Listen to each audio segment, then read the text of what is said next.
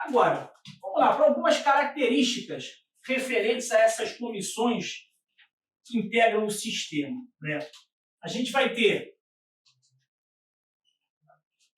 as comissões de uma forma geral. Aí se aplica tanto para a SEB quanto para as comissões dos órgãos. A gente vai ter essa não remuneração, não são remunerados os seus membros.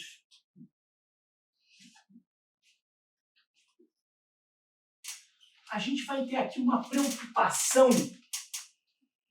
A gente, quando começa a falar sobre essa preocupação aqui, a gente vai acabar lembrando de coisa que vem lá do Constitucional. Como assim, Maurício? Sabe o que é? Quando a gente pensa na matéria constitucional, ela vai traçar, especialmente quando eu falo do artigo 5º da Constituição, alguns princípios, e depois, evidentemente, que são aplicados e até melhor estudados em ramos de direitos próprios. Por exemplo, a Constituição ela garante o direito de herança. Você não vai estudar direito de herança no direito constitucional. Aí o direito civil, ele vai lá e disciplina, regulamenta lá no Código Civil como funciona a herança.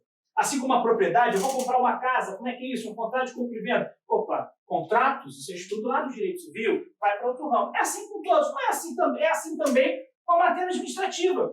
Quando você olha para os princípios de natureza processual, quer ver? Contraditório, ampla defesa, devido processo legal, tudo no artigo 5º. Publicidade dos atos processuais são princípios de natureza processual. Esses princípios, você tem a aplicação dos mesmos tanto nos processos judiciais como nos processos administrativos. Agora, é claro que em alguns procedimentos a gente acaba tendo algumas restrições, porque nem tudo que é procedimento a gente chama de processo. Então, o que a gente vai ter, na verdade, com essa denominação processo, é algo que vai trazer juridicamente, claro, eu estou falando de normas, né? Vai trazer a ideia de que existem partes e alguém ali no meio da discussão das partes para dar o direcionamento, que é o que faz o Estado juiz, por exemplo, no processo judicial. E no processo administrativo você também vai ter isso. A aplicação, por exemplo, de sanção administrativa. Você tem o Estado ali, né, chamando aquele indivíduo, olha o contraditório aí, ó. O cara vai ter direito a uma defesa prévia, não é isso? Ele pode recorrer a defesa? Pode recorrer. Isso acontece no judiciário e no administrativo. Essa ideia de conjunto de atos e procedimentos, onde essa triangulação processual se faz presente, a gente vai trazer essa denominação no direito como processo. Agora, um conjunto de atos sucessivos em que vão gerar determinadas circunstâncias, independentemente com fim punitivo ou não, a gente pode chamar de procedimento. Por exemplo, quando você pensa sei lá, a melhor coisa para fazer menção aqui é naquilo que é estudado no direito processual, mas não é processo. Inquérito policial. Inquérito policial não é processo. Faz parte do processo penal. Não tem ninguém acusando, nem ninguém se defendendo e alguém julgando. Não tem isso, então não é processo. Se você não tem essa coisa das partes, não é processo. Na fase de inquérito policial, é procedimento de natureza administrativa. Por que é procedimento de natureza administrativa?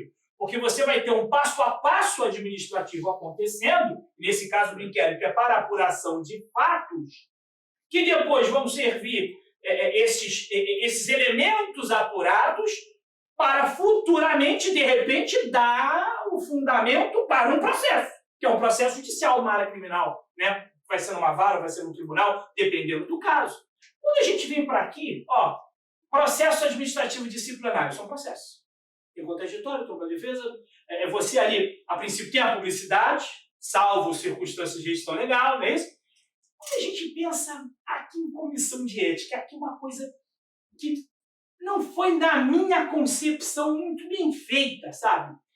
Mas não interessa o que eu acho. Você vai perceber que há o tempo inteiro o nome procedimento sendo utilizado nesse decreto. E falamos de procedimento. Por quê? Porque entende ali que é um passo a passo de apuração, como acontece no inquérito. Então ele resolveu chamar de procedimento. Agora, nesse caso, no meio desse procedimento, vai ter alguém sendo acusado de ter feito algo, né? Se acusado de ter feito algo e tendo o direito de se defender também.